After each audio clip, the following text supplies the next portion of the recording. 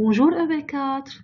Dans cette vidéo, on va savoir comment arrondir des entiers aux dizaines près. Voilà un exemple. Arrondir 238 aux dizaines près, c'est-à-dire savoir si 238 est à peu près égal à 230 ou à peu près égal à 240.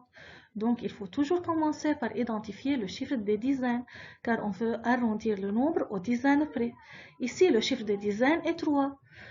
Le 3, ou bien va rester tel qu'il est, ou bien on va l'ajouter 1 et devient 4. Et le chiffre des unités va devenir 0. Tout dépend du chiffre qui vient juste après le chiffre des dizaines. Ici, j'ai le chiffre qui est 8. Je dois le comparer avec 5.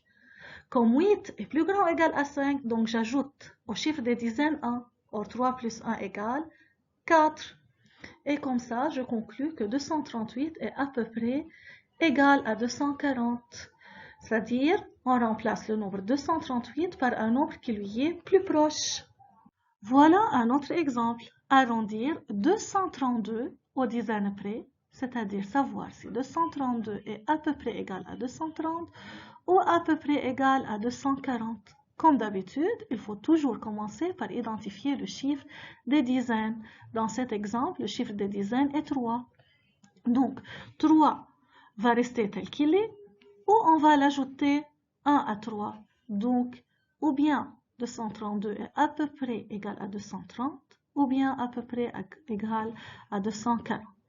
Mais comme 2 est plus petit que 5, donc je garde le chiffre des dizaines tel qu'il est.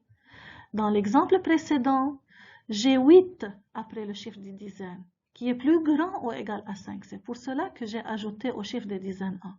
Dans cet exemple, le chiffre qui vient juste après le chiffre des dizaines est 2. 2 plus petit que 5, donc 3 ne change pas.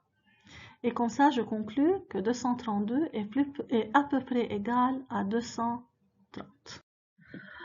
Vous avez comme devoir page 66, numéro 5. Merci.